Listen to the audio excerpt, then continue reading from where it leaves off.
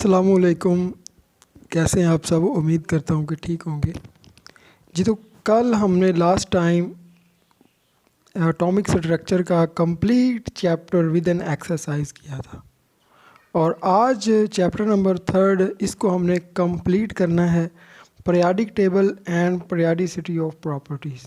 इसमें हम periodic table के बारे में पढ़ेंगे कि पीरियोडिक टेबल क्या होता है। इससे पहले एक वीडियो मेरे चैनल पर मौजूद है कि कैसे आपने पूरा पीरियोडिक टेबल याद करना है। अगर किसी ने नहीं देखी तो वो इधर लिंक पर क्लिक करके देख सकते हैं। और periodicity of properties, electronegativity, electron affinity, ये कम ज़्यादा कैसे होती हैं पीरियोडिक टेबल में, ग्रुप्स क्या हैं, पीरियड्स क्या हैं, एलिमेंट्स वगैरह, ये सारी चीज़ें हम पीरियोडिक टेबल और पीरियोडिक प्रॉपर्टीज़ पढ़ेंगे। ये वीडियो 9th क्लास की केमिस्ट्री के हवाले से लेके पीपीएससी, एफपीएससी के लोग भी इसको देख सकते हैं। इसमें नंबर ऑफ़ टॉपिक्स कवर होने वाले हैं।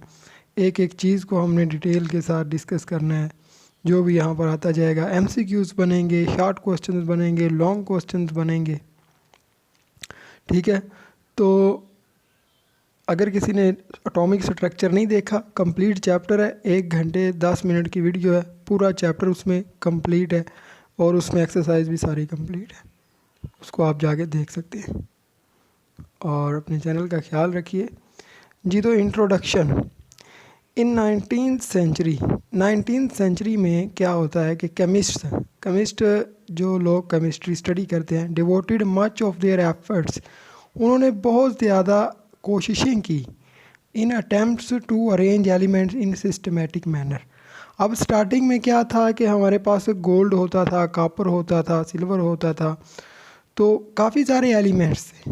उनको अरेंज किस तरह से किया जाए कि कोई बंदा चाहता है कि उसको सारे एलिमेंट्स का पता हो, तो वो कैसे उसको पता चल सकता है। तो इसके लिए साइंसदानों ने, केमिस्ट ने बहुत सारी एफ़र्ट्स की। These efforts result discovery of periodic law. तो इस जो एफर्ट्स करते रहे उनसे पीरियोडिक लॉ डिस्कवर हुआ, ठीक है। एलिमेंट्स को अरेंज करने के लिए जो भी एफर्ट्स की गई तो पीरियोडिक लॉ वहाँ से डिस्कवर हो गया।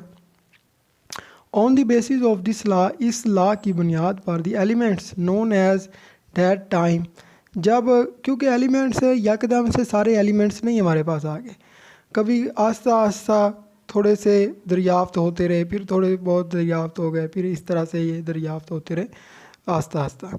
ये नहीं कि यकदम से ही सारे हो गए दरियाफ्त। Were arranged in the form of table, कि इन एलिमेंट्स को एक टेबल की फॉर्म में हम अरेंज कर दें, जो कि पीरियोडिक टेबल कहलाता है, ठीक है जी। अब देखें यहाँ पर ये पीरियोडिक टेबल की एक जो समझ लेंगे एक डेफिनेशन है, ओल्ड सी डेफिनेशन, कि elements known at that time were arranged in the form of table is known as periodic table। periodic table क्या होता है कि एलिमेंट्स को एक टेबल की फॉर्म में लेके आ जाना। एलिमेंट्स क्या हैं? एलिमेंट्स जैसे कॉपर है, गोल्ड है, सिल्वर है, हाइड्रोजन है, नाइट्रोजन, लिथियम, सोडियम, पोटाशियम, ये सारे के सारे एलिमेंट्स हैं। इनको एक टेबल की फॉर्म में ले आना, इसको हम पीरियोडिक टेबल कहते हैं। एक सिंपल ज़बान में हम इसको पीरियोडिक टेबल कहेंगे, लेकिन इसकी जो मॉडर्न डेफिनेशन है वो अभी हम देखेंगे। अब देखें कि जो पीरियोडिक टेबल होता है उसके अंदर अभी हम आगे आएगा पीरियोडिक टेबल इस तरह से, इस तरह का कुछ शक्ल होती है पीरियोडिक टेबल की, ठीक है। तो यहाँ पर ऊपर से नीचे एलिमेंट्स सारे अरेंज होते हैं, ठीक है, और कुछ इस तरह से अरेंज होते हैं हमारे पास।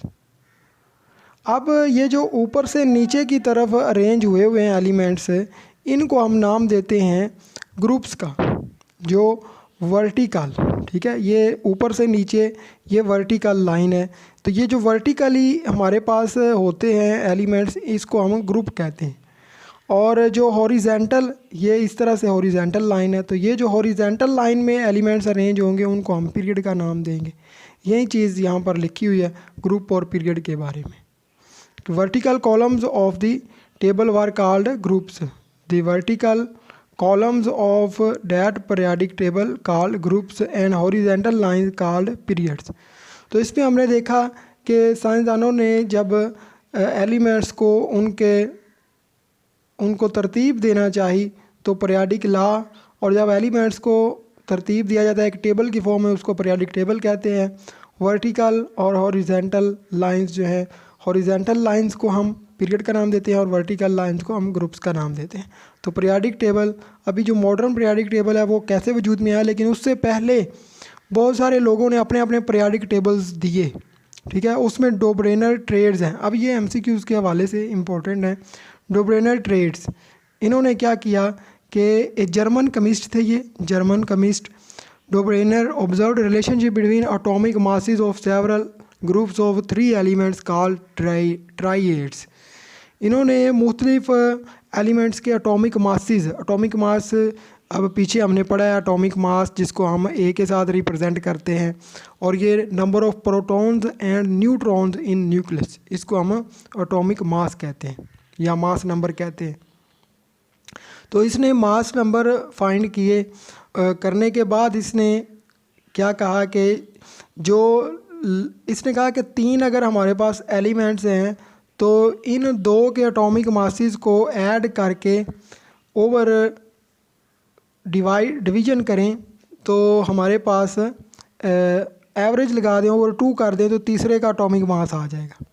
इन दोनों के एटॉमिक मासेस को ऐड करें और एवरेज ले लें। इनकी एवरेज से मुराद के चीज़ों को जमा करके over number of things divide कर दी जाती है, तो ये हमारे पास तीसरे का आ जाएगा। अब देखिए यहाँ पे इन्होंने बताया a triad group example is that of calcium, strontium and barium.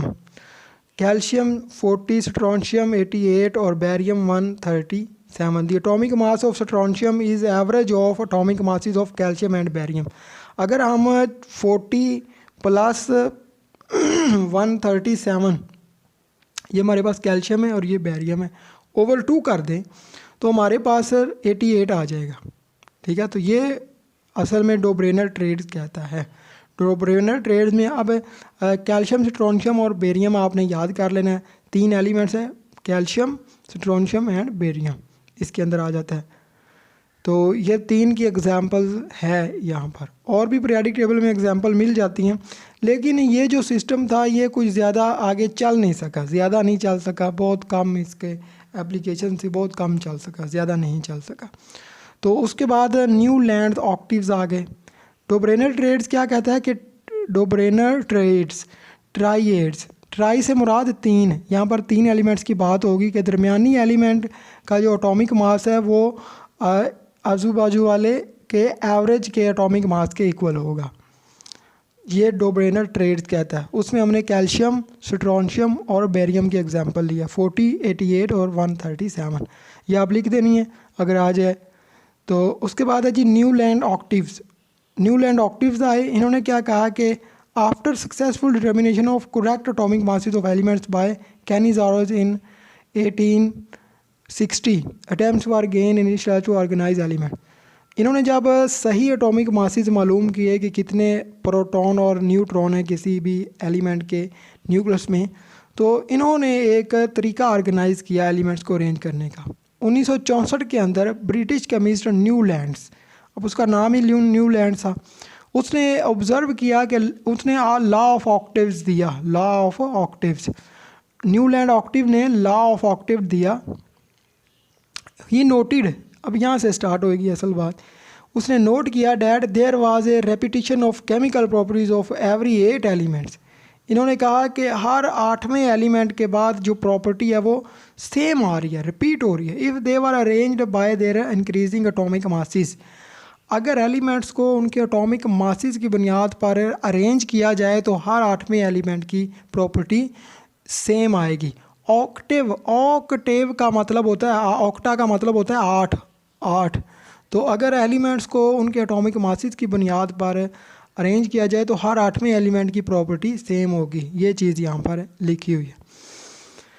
His work could not get much recognition as no space for left for undiscovered elements. तो इसके काम को इतनी ज़्यादा पसीराई नहीं मिली क्योंकि इसने नए एलिमेंट्स दरियाफ्त होने वालों के लिए कोई जगह नहीं छोड़ी थी। Left for undiscovered element the noble gas were also not known at that time. और ये बात भी थी कि नोबल गैसेस भी अभी तक दरियाफ्त नहीं हुए थे। नोबल गैसेस वो गैसेस होती हैं जिनका आखिरी शेल मुकम्मल होता है, जिनके वैलेंस शेल में टोटल 8 इलेक्ट्रॉन्स होते हैं। Mendeleev's periodic table. लें जी, अब इनका जो ये थे रशियन केमिस्ट, ठीक है। अभी इनकी आपने शक्ल ये देखी, ये मेंडलीव की शक्ल है। ये बहुत मेहनती लग रहे हैं, इन्होंने शेव वगैरह भी नहीं की, काफ़ी लंबी लंबी दाढ़ी। और तो he was creator of first version of periodic table. तो first version of periodic table के क्रिएटर हैं ये। Predicted the properties of elements yet to be discovered. तो इन्होंने प्रॉपर्टीज़ भी एलिमेंट्स की बताई जो अभी तक डिस्कवर नहीं हुए थे। अच्छा जी, इन ऑर्डर टू, अब तब 63 एलिमेंट्स नोन थे। अभी आगे आएगा कि कितने टोटल एलिमेंट्स नोन हैं, ये सारी चीज़ें अभी आ रही हैं आगे। Increasing atomic masses in horizontal rows. इन्होंने 63 एलिमेंट्स को अरेंज किया in order to increasing atomic masses के लिहाज से इन हॉरिजेंटल रोज। हॉरिजेंटल रोज में एटॉमिक मासेस के लिहाज से इन्होंने एलिमेंट्स को अरेंज किया। सो that elements with similar properties were in the same vertical column. तो सिमिलर प्रॉपर्टीज़ वाले जो एलिमेंट्स थे वो एक ही कॉलम के अंदर आ गए, ठीक है। This arrangement of elements was called periodic table. तो इस अरेंजमेंट को हमने पीरियोडिक टेबल का नाम दिया। 63 एलिमेंट्स को उनके इंक्रीजिंग एटॉमिक मासेस के, जिसका एटॉमिक मास कम है उसको पीछे रखना है, फिर जिसका ज़्यादा उसको थोड़ा सा आगे इस तरह से रखना है। In horizontal rows called periodic tables periods. Horizontal rows periods कहलाती हैं। So that elements with similar properties were in same vertical column. तो वर्टिकल कॉलम के अंदर एक ही जैसे प्रॉपर्टी वाले एलिमेंट्स आ गए जब इन्होंने एटॉमिक मास के इंक्रीज होने की बुनियाद पर एलिमेंट्स को अरेंज किया, 63 एलिमेंट्स को। He put forward the result of his work in the form of periodic law. इसने अपना जो काम था, जो रिज़ल्ट था, उसको पीरियोडिक लॉ की फॉर्म में इंट्रोड्यूस किया। Which is stated as properties of elements are periodic functions of their atomic masses. तो जो कि कहलाता है properties of elements are periodic function. Periodic function से मुराद है कि रिपीट होना किसी चीज़ का, बार बार रिपीट होते रहना, क्योंकि एलिमेंट की प्रॉपर्टीज़ रिपीट हो रही थी हर 8वें एलिमेंट के बाद। Although Mendeleev's periodic table was the first ever attempt to arrange the elements। अगरचे मेंडलीव की जो पीरियोडिक टेबल को अरेंज करने की कोशिश थी, अटैम्प्ट थी, वो फर्स्ट थी। येट ताहम has a few demerits in it. लेकिन कुछ इसमें नुक्स थे, कुछ खामियां थी। His failure to explain the position of isotopes. वो आइसोटोप्स की पोजीशन को अरेंज करने में नाकाम रहा, एक्सप्लेन करने में नाकाम रहा। And wrong order of atomic masses of some elements. और कुछ एलिमेंट्स का उसको एटॉमिक मास का नहीं पता था, या गलत उसने वहाँ पर राइट कर दिया।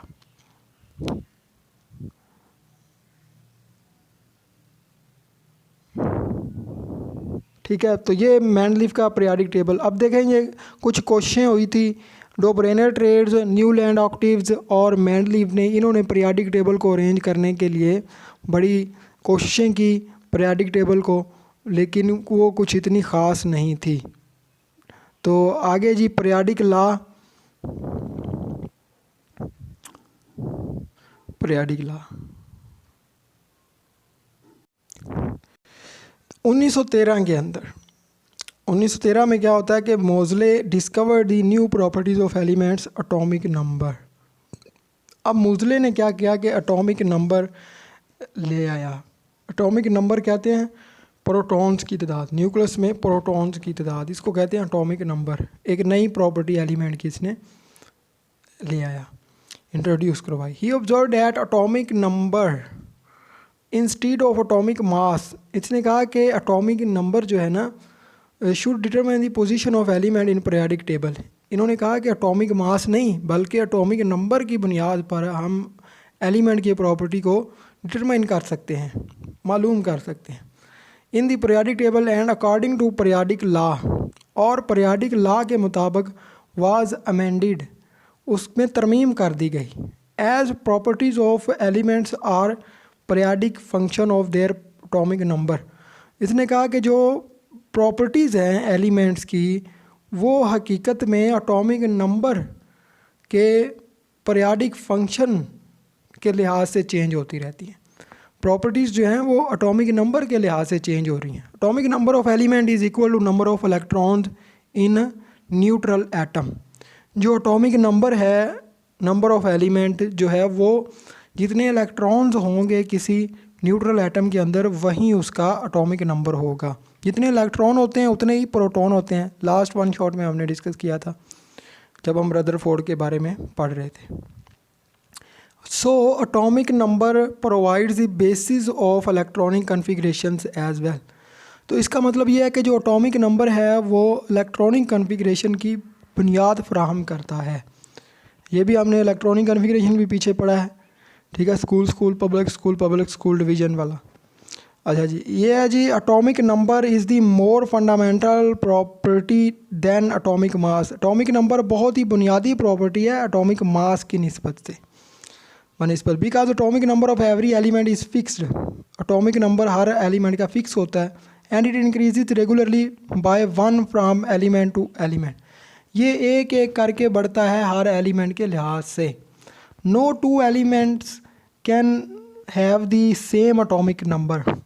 कोई भी दो एलिमेंट जो हैं वो सेम एटॉमिक नंबर नहीं रख सकते। बिल्कुल जी, हाइड्रोजन का 1 है तो हीलियम का 2 है, लिथियम का 3 है।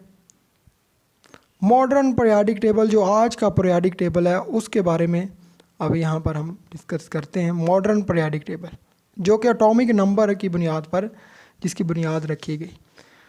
Of an element is more fundamental property than atomic mass. Atomic number जो है ये एटॉमिक मास की निस्बत ज़्यादा फंडामेंटल प्रॉपर्टी है इन टू रिस्पेक्ट्स, दो लिहाज से। पहली ये कि ये रेगुलरली इंक्रीज़ करता है एलिमेंट टू एलिमेंट। दूसरी इसकी है कि it is fixed for every element. दूसरी बात कि ये बिल्कुल फिक्स है हर एलिमेंट के लिए। एक तो ये एलिमेंट टू एलिमेंट वेरी करता रहता है, चेंज होता रहता है। दूसरा ये फिक्स है। So the discovery of atomic number of element is 1913। 1913 के अंदर ये डिस्कवरी हुई एटॉमिक नंबर की। To change in Mendeleev's periodic table, periodic law which was based on atomic mass. तो इसने आगे उसको चेंज कर दिया। अब क्या किया कि साइंसदानों ने जो मॉडर्न पीरियाडिक टेबल था उसको अरेंज कर दिया उनके बढ़ते एटॉमिक नंबर की बुनियाद पर। मॉडर्न पीरियाडिक टेबल जो है ये एलिमेंट्स के बढ़ते हुए एटॉमिक नंबर की बुनियाद पर अरेंज किया गया है एलिमेंट्स को। When the elements are arranged according to increasing atomic number from left to right in horizontal rows, properties of elements were found repeating after regular intervals such as। तो इन्होंने कहा कि जब एलिमेंट्स को उनके इंक्रीजिंग एटॉमिक नंबर की बुनियाद पर अरेंज किया जाता है तो जो प्रॉपर्टीज़ हैं वो रिपीट होती रहती हैं इंटरवल के बाद, और similar configuration are placed in same group, और एक ग्रुप के अंदर भी सिमिलर कन्फिग्रेशन आती रहती है कि प्रॉपर्टीज़ जो हैं वो सेम जो हैं वो होती रहती हैं। It was observe that after very 8 element, हर 8वें एलिमेंट के बाद 9th element had similar properties to the first element. जो 9वां एलिमेंट है उसकी प्रॉपर्टी पहले एलिमेंट के जैसी होती थी। जैसे कि लाइक सोडियम है हमारे पास, similar properties to lithium, sodium की लिथियम के इक्वल है। इसी तरह after atomic number 18 every 19th element was showing similar behaviour. तो हर 18वें एलिमेंट के बाद एलिमेंट सेम बिहेवियर शो करने लग पड़ता है। Long rose of elements were cut into रोज। जो लॉन्ग रोज हैं एलिमेंट्स की वर कट इनटू, उनको रोज में रोज ऑफ 8 एंड 18 एलिमेंट्स, जो लॉन्ग रोज़ हैं उनको 8 और 18 एलिमेंट की रोज़ में कन्वर्ट कर दिया गया, चेंज कर दिया गया, प्लेस वन अबव अदर। अच्छा, इसमें सिंपल ये बात है कि हर एलिमेंट जो है उसकी प्रॉपर्टी चेंज होती रहती है हर 9वें एलिमेंट के बाद। 9वां एलिमेंट पहले एलिमेंट जैसी प्रॉपर्टी रखता है। अभी हम इसको देखते हैं तो मज़ीद क्लियर हो जाएगी ये चीज़। Long form of periodic table, periodic table की जो लॉन्ग फॉर्म है वो कैसी है? The significance of atomic number is the arrangement of elements in modern periodic table.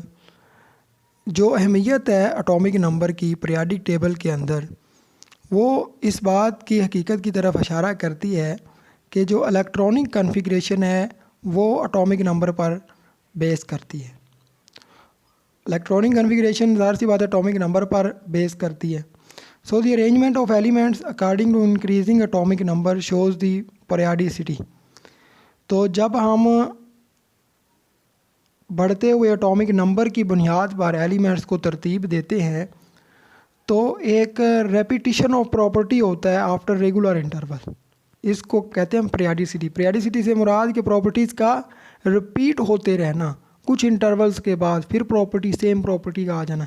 मिसाल के तौर पर एक एलिमेंट जो है उसकी इलेक्ट्रोनेगेटिविटी 2 है, तो 8वें एलिमेंट की भी 2 होगी, 9वें एलिमेंट की 2, फिर 8 एलिमेंट छोड़ के 9वें एलिमेंट की 2, इस तरह उसकी उसी तरह से होगी, या फिर थोड़ी सी चेंज होती रहेगी थोड़ी थोड़ी करके। Hence the arrangement of elements based on their electronic configuration created long form of periodic table।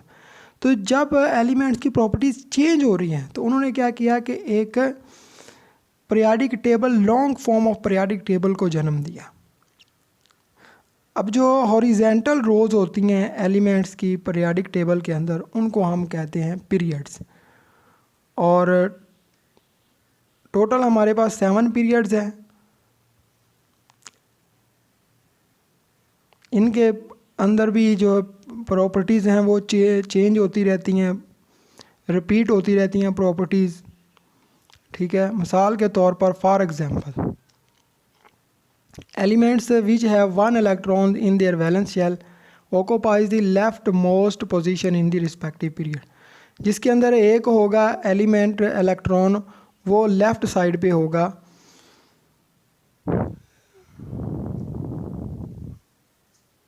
और जिसके अंदर 8 इलेक्ट्रॉन होंगे वो राइट साइड पे होगा। और जो हमारे पास वर्टिकल कॉलम्स होते हैं, भी आपको पीरियाडिक टेबल दिखाई देते हैं, ये है जी हमारे पास पीरियाडिक टेबल। ये जो लाइन है जिसको कहते हैं ग्रुप, टोटल हैं जी 18 ग्रुप, ठीक है। और ये जो है लाइन 1 2 3 4 5 6 7, ये होते हैं हमारे पास पीरियड्स। तो इसके अंदर टोटल 7 पीरियड्स हैं। और ये लेंथानाइड,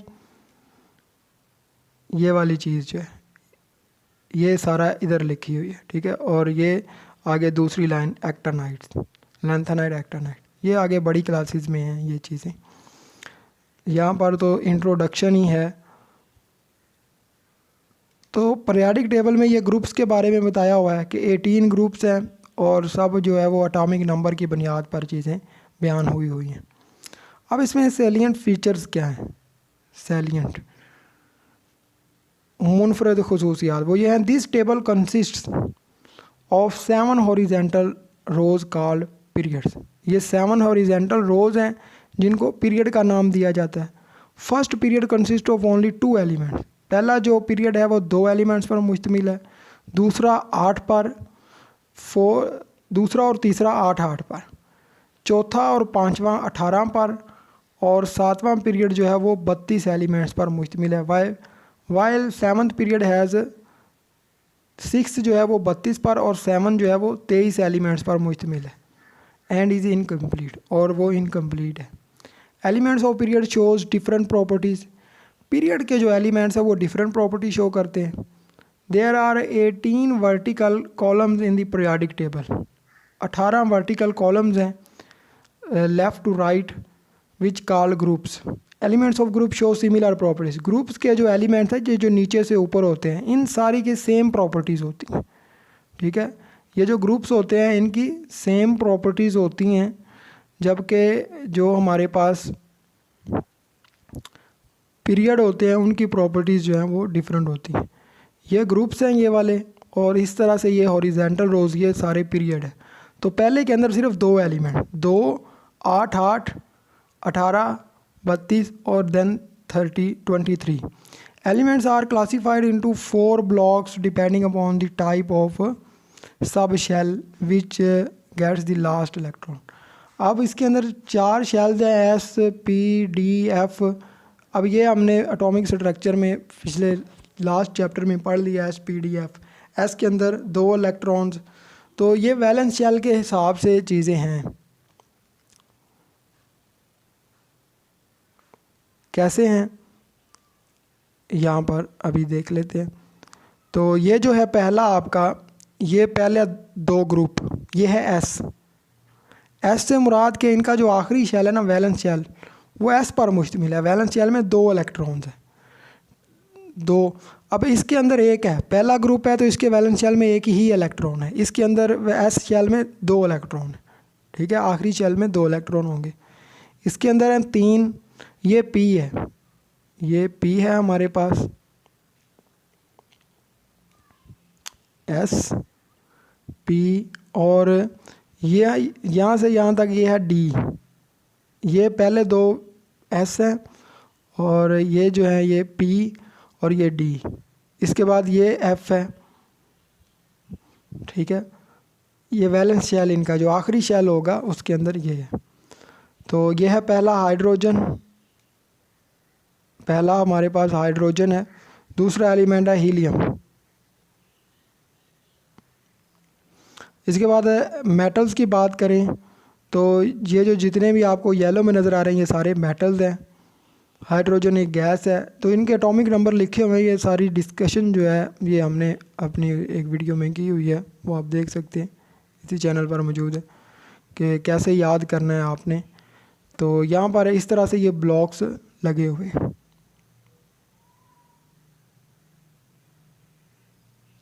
तो अलकेमी का मतलब मुराद ये कि किस तरह से आम कॉमन एलिमेंट्स को सोने के अंदर, गोल्ड के अंदर चेंज करना है. तो ये अलकेमी के अंदर सारी चीज़ें होती हैं.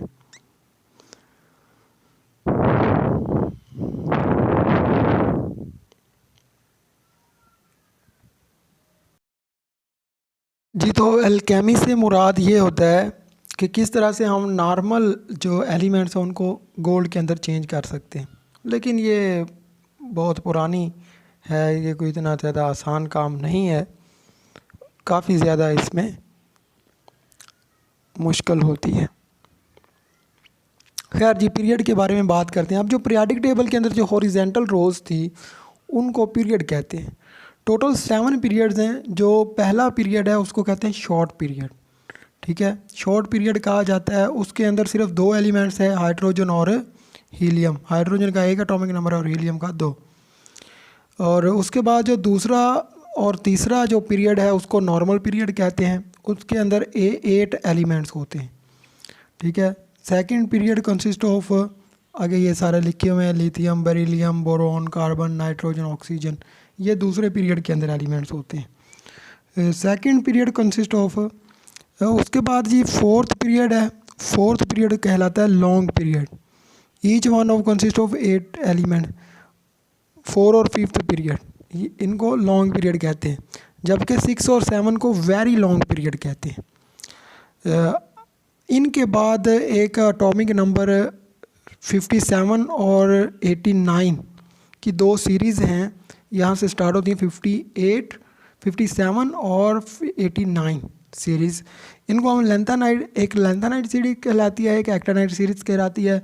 पीरियडिक टेबल में जगह कम होने की वजह से इसको हम नीचे लिख देते हैं. ठीक है, लिथियम, एक लिथियम से स्टार्ट होती है और एक एक्टीनियम से स्टार्ट होती है. 2 सीरीज़ हैं ये वाली. ऑल पीरियड जो हैं, जो तमाम पीरियड्स हैं वो अल्कली मेटल से स्टार्ट होते हैं और नोबल गैस पर ख़त्म होते हैं.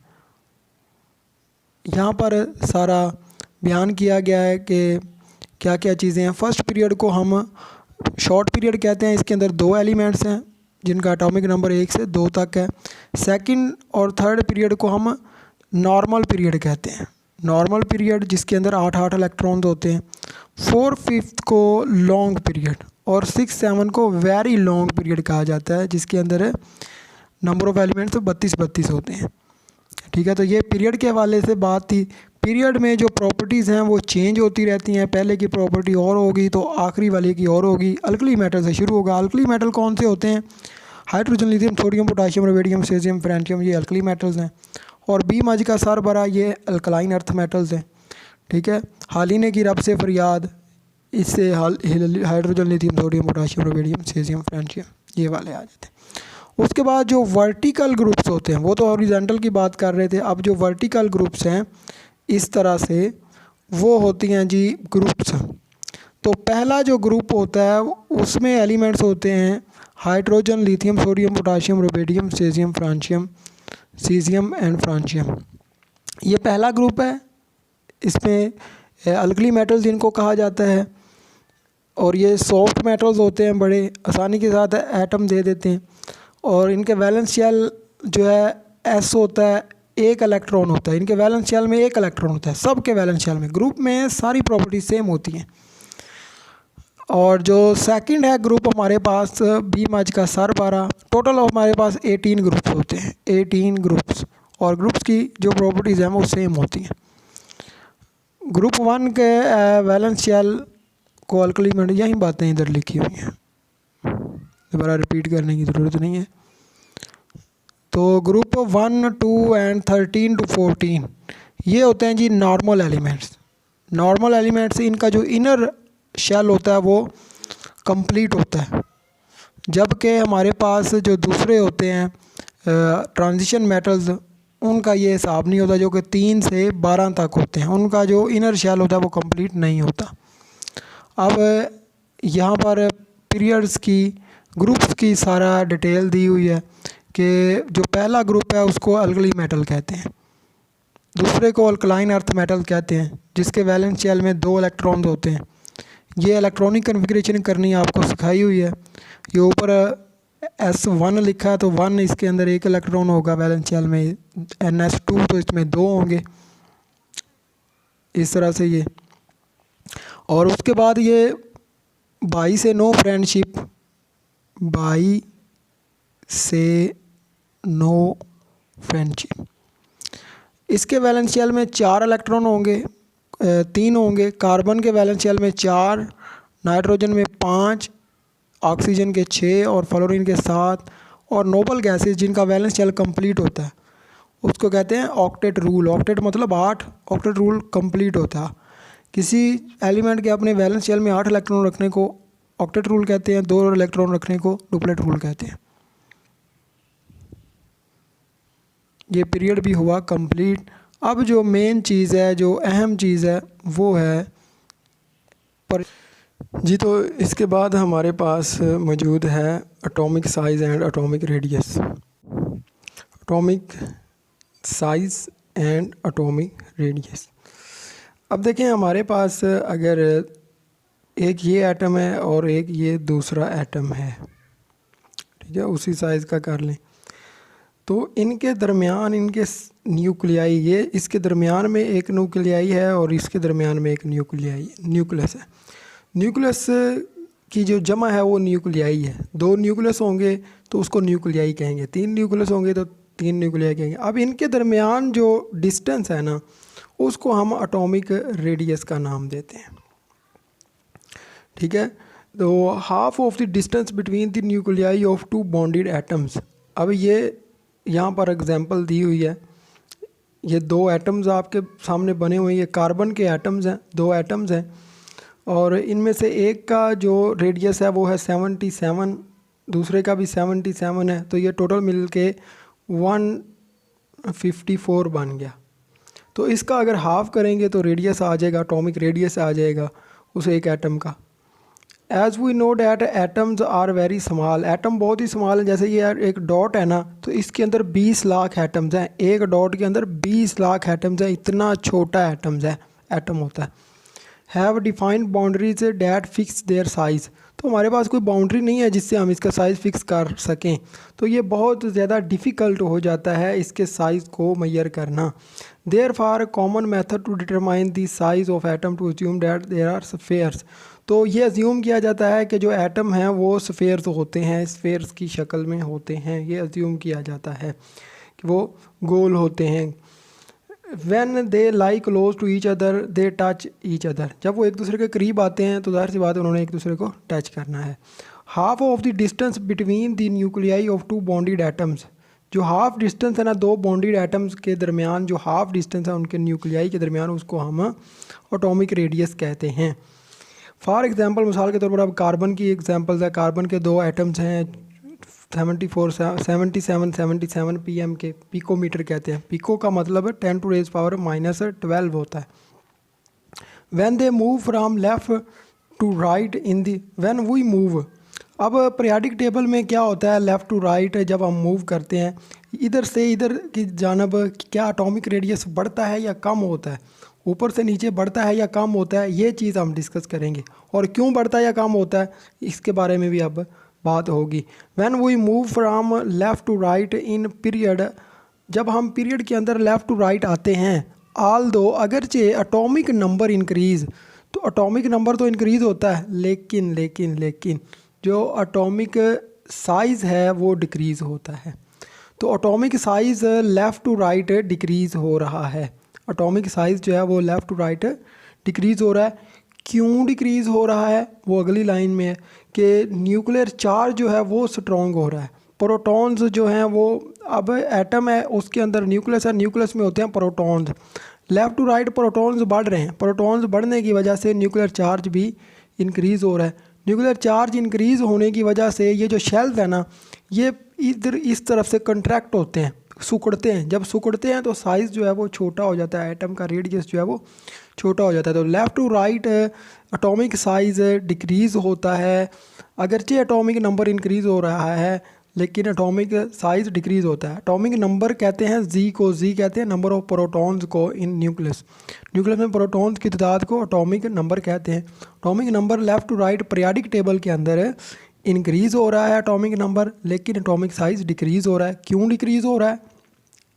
क्योंकि जो न्यूक्लियर चार्ज है, जो न्यूक्लियस है इसके अंदर, जिसके अंदर प्रोटॉन्स हैं, वो इंक्रीज़ हो रहे हैं, पॉजिटिव चार्ज इंक्रीज़ हो रहे हैं।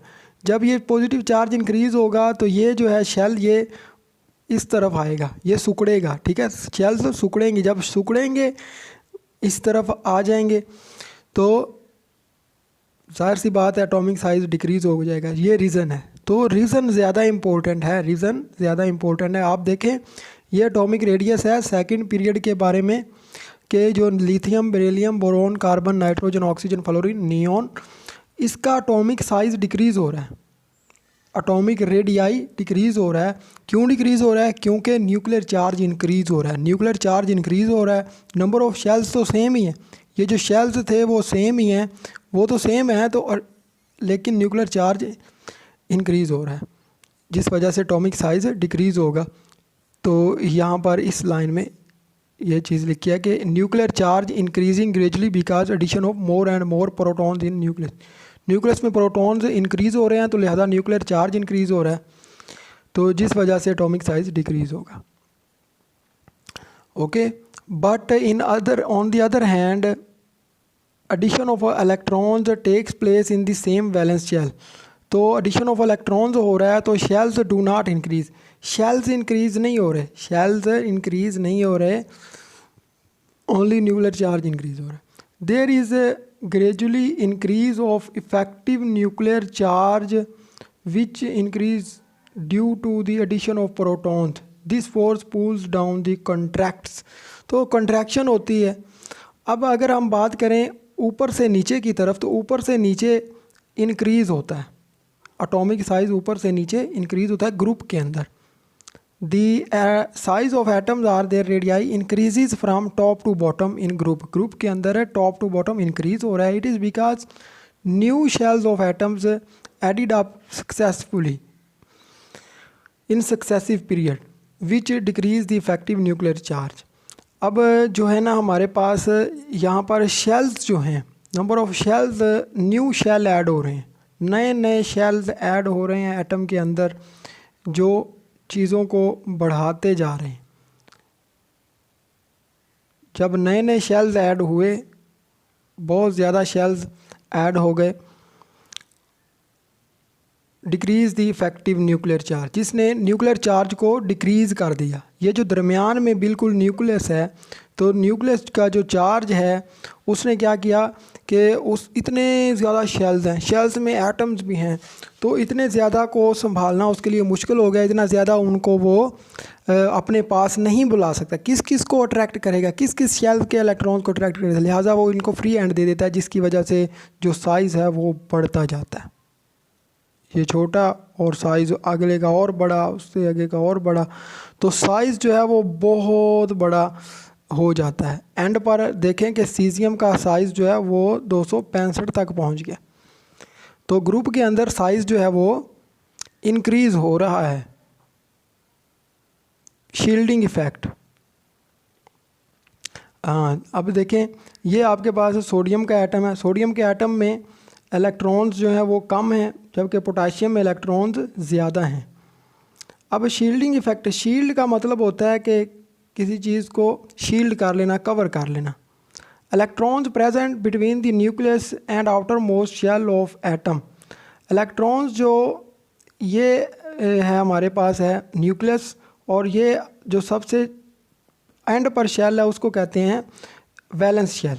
तो वैलेंस शेल और न्यूक्लियस के दरमियान जो एटम्स होते हैं उनमें आपस में फोर्स का रिड्यूस हो जाना due to inner shell electrons.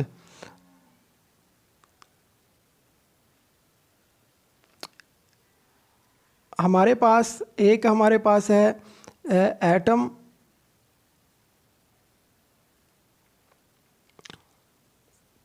Decrease in force of attraction between the nucleus and the valence shell electrons. ये जो सबसे एंड वाला शेल है इसके जो इलेक्ट्रॉन्स हैं, जैसे ये वाला इलेक्ट्रॉन है,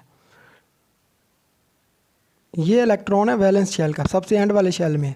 इसके दरमियान और न्यूक्लियस के दरमियान फोर्स ऑफ अट्रैक्शन का रिड्यूस हो जाना, कम हो जाना due to inner shell electron. ये जो इनर शेल है, अंदरूनी शेल वाले इलेक्ट्रॉन हैं, इनकी वजह से ये जो वैलेंस शेल है उसके इलेक्ट्रॉन्स का कम हो जाना शील्डिंग इफेक्ट कहलाता है।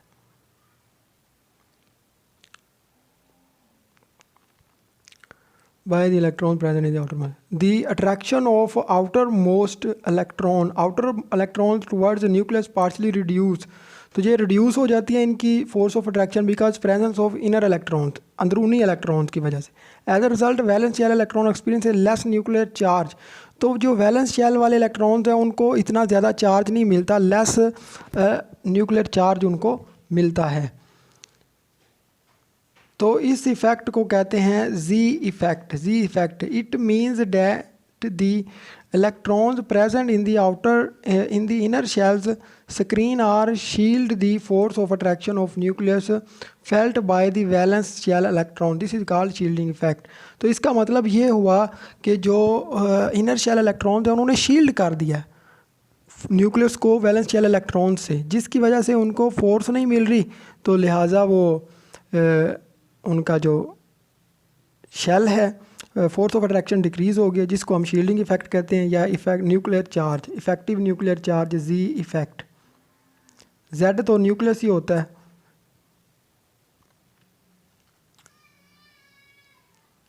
With increase of atomic number जब इंक्रीज़ होता है, एटॉमिक नंबर इंक्रीज़ होने का मुराद है कि प्रोटॉन्स इंक्रीज़ हो रहे हैं, तो इसका मतलब कि न्यूक्लियस जो है उसकी फ़ोर्स ऑफ अट्रैक्शन इंक्रीज़ हो रही है।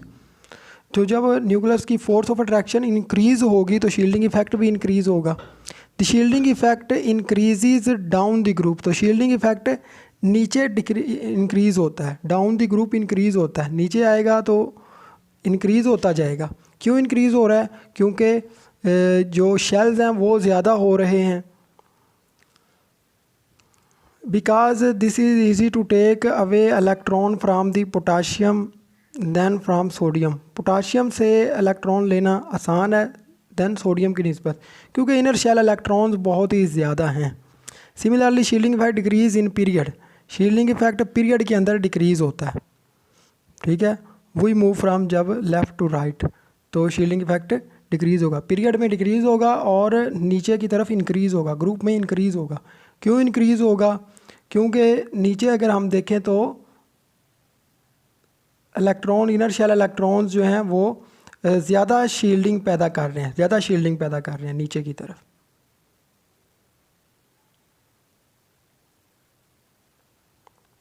आगे जी हमारा सेकंड है आयोनाइजेशन एनर्जी, बहुत अहम है।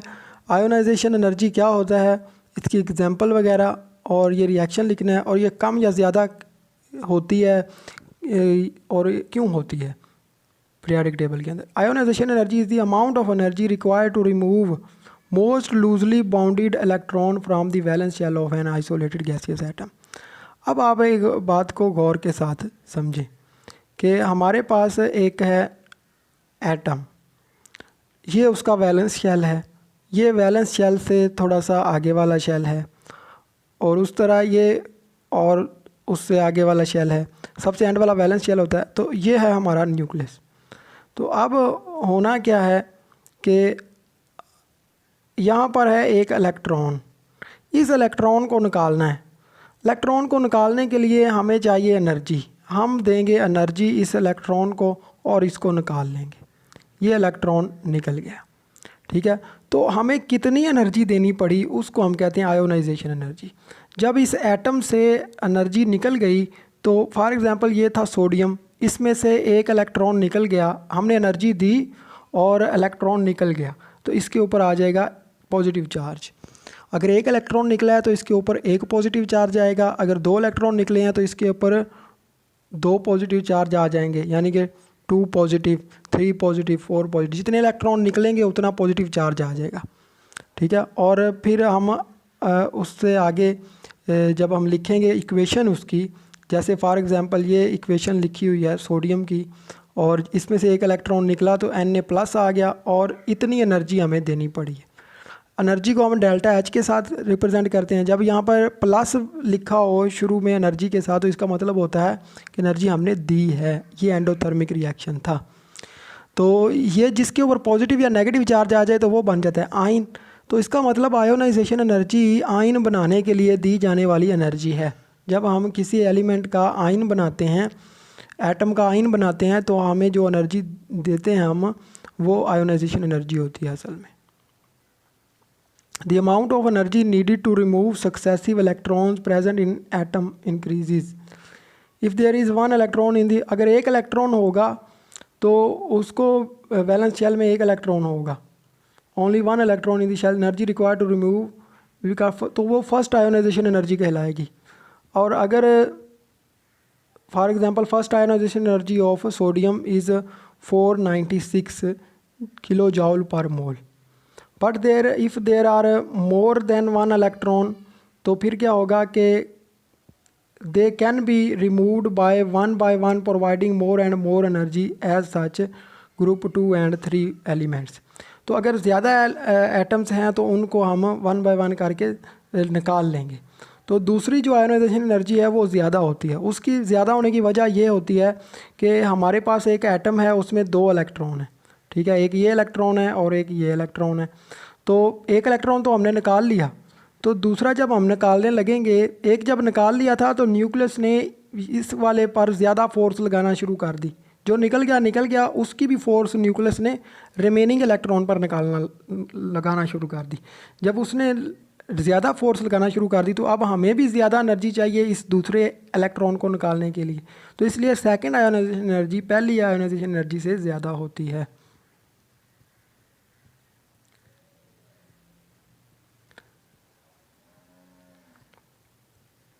तो अगर हम लेफ़्ट से राइट की तरफ मूव करें तो आयोनाइजेशन एनर्जी इंक्रीज़ हो रही है, आयोनाइजेशन एनर्जी इंक्रीज़ हो रही है लेफ़्ट से राइट की तरफ।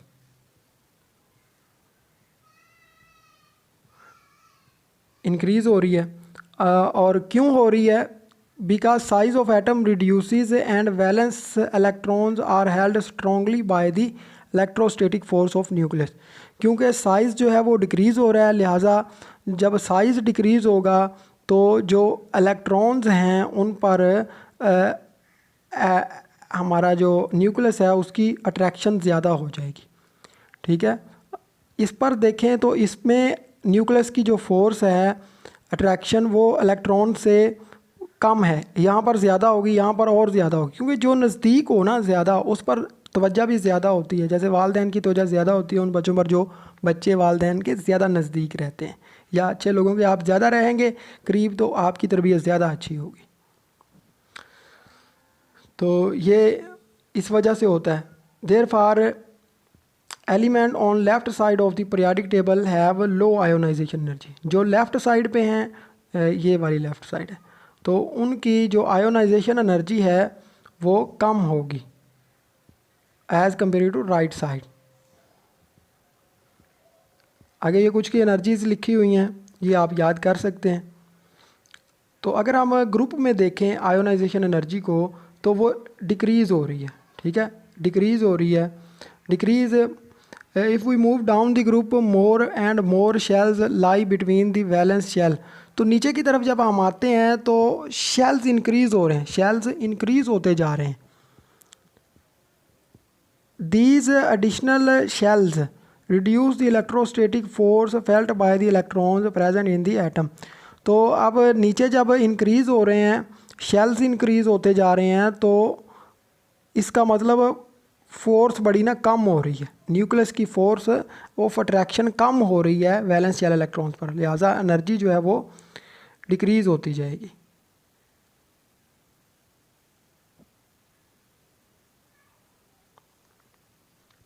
Additional shell reduce the electrostatic force felt by outermost shell। Ionization energy element decrease from top to bottom. तो टॉप टू बॉटम डिक्रीज होगी वैलेंस शेल आयोनाइजेशन एनर्जी। अब जी बात करते हैं इलेक्ट्रॉन अफिनिटी की। ये भी आसान सा टॉपिक है। अफिनिटी का मतलब होता है मोहब्बत, किसी चीज़ को अपनी तरफ अट्रैक्ट करना, इलेक्ट्रॉन को अट्रैक्ट करना वगैरह। Define as amount of energy released, ये वो एनर्जी है जो रिलीज होती है when an electron is added in the outer most shell of an isolated gaseous atom. Isolated का मतलब अलग, अलहदा, सेपरेट, और गैसियस एटम। तो जब कोई इलेक्ट्रॉन इसके अंदर ऐड किया जाता है वैलेंस शेल के अंदर, एटम के वैलेंस शेल में इलेक्ट्रॉन को ऐड किया जाता है, तो रिलीज़ होने वाली एनर्जी को इलेक्ट्रॉन अफिनिटी कहते हैं।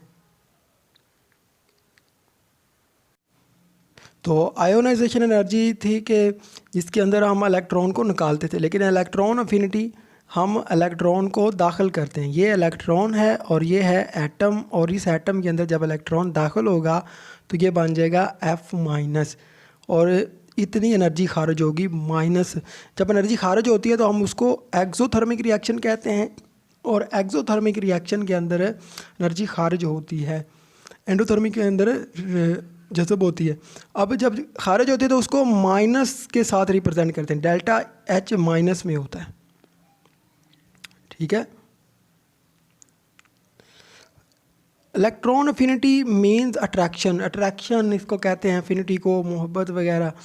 तो therefore electron affinity means tendency of an atom to accept an electron from an anion. Anion से इलेक्ट्रॉन को एक्सेप्ट करना असल में इलेक्ट्रॉन अफिनिटी कहलाता है, इलेक्ट्रॉन का एक्सेप्ट करना। For example electron affinity of fluorine, fluorine की -328 है, -328 किलो जॉल पर मोल, और इतनी एनर्जी हमें मिलती है जब इलेक्ट्रॉन जो है वो फ्लोरीन में दाखिल होता है। तो इसका ट्रेंड देख लेते हैं। लेफ़्ट टू राइट की अगर बात करें तो इलेक्ट्रॉन अफिनिटी इंक्रीज़ हो रही है, same as ionization energy. The reason for this increase, the size of atoms decrease in the period. Size of atom decrease हो रहा है, साइज़ ऑफ एटम डिक्रीज़ हो रहा है, जो सबसे पहले हमने डिस्कस किया साइज़ ऑफ एटम वो डिक्रीज़ हो रहा है। The attraction of nucleus for incoming electron increases. तो अट्रैक्शन जो है न्यूक्लियस की वो इनकमिंग आने वाले इलेक्ट्रॉन्स के लिए इंक्रीज़ हो रही है। That means more is attraction for the electron, more energy will be release. तो जितनी ज़्यादा अट्रैक्शन होगी उतने ज़्यादा चांसेस होंगे उसके। तो जितना ज़्यादा फिर साइज़ इंक्रीज़ होगा तो उतनी ही अट्रैक्शन भी।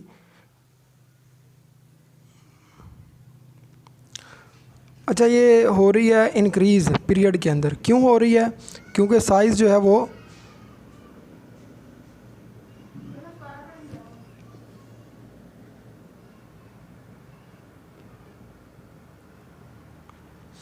डिक्रीज़ इन दी ग्रुप, जो साइज़ है एटम का वो डिक्रीज़ हो रहा है पीरियड के अंदर।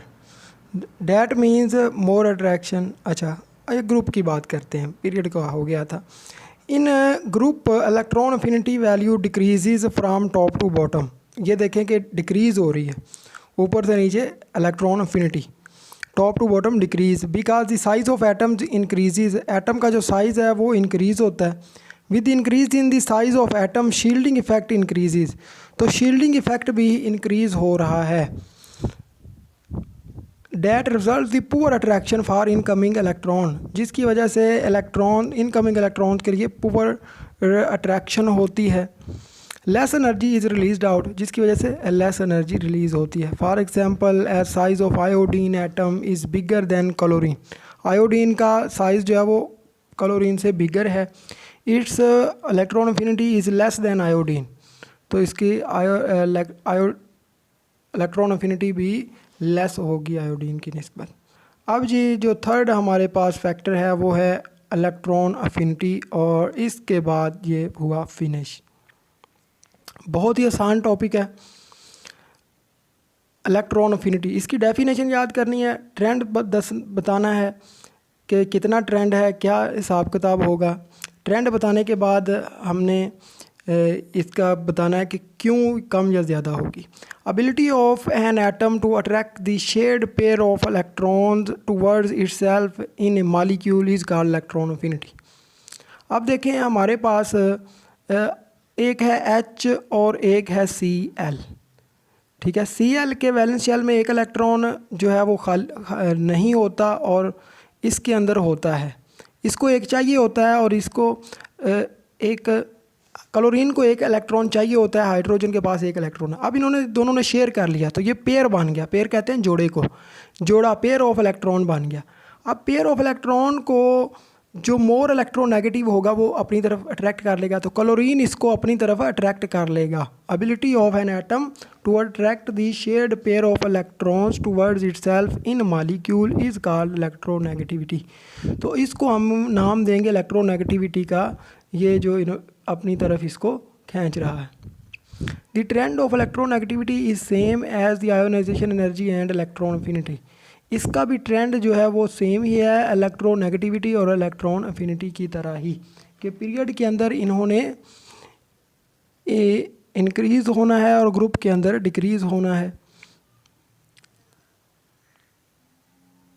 It increases from in the period from left to right because ZF shortens distance from the nucleus of the shared pair of electrons, because higher nuclear charge, ये nuclear charge आप समझ लें या शील्डिंग इफेक्ट समझ लें, shortens distance from nucleus of shared pair of electrons. This enhances the power attract shared pair of electrons. For example, electron activity value of group 2 are follow. Group के अंदर इसने होना है डिक्रीज़। क्यों decrease होना है? Because size of atom increase, क्योंकि atom का साइज़ इंक्रीज़ होता है। Thus attraction for shared pair of electron weakens. जब एटम का साइज़ इंक्रीज़ होगा तो शेयर्ड पेयर जो इलेक्ट्रॉन है उसके लिए फोर्स ऑफ अट्रैक्शन वीक हो जाएगी, ठीक है। तो ये था हमारा चैप्टर। इसके बाद की पॉइंट्स हैं, इनके अंदर डेफिनेशंस भी होती हैं, और उसके बाद नेक्स्ट हमारे पास हैं MCQs और short questions. Noble gases not reactive. Noble gases reactive क्यों नहीं होती? नोबल गैसेस क्योंकि इनका वैलेंस शेल होता है कंप्लीट।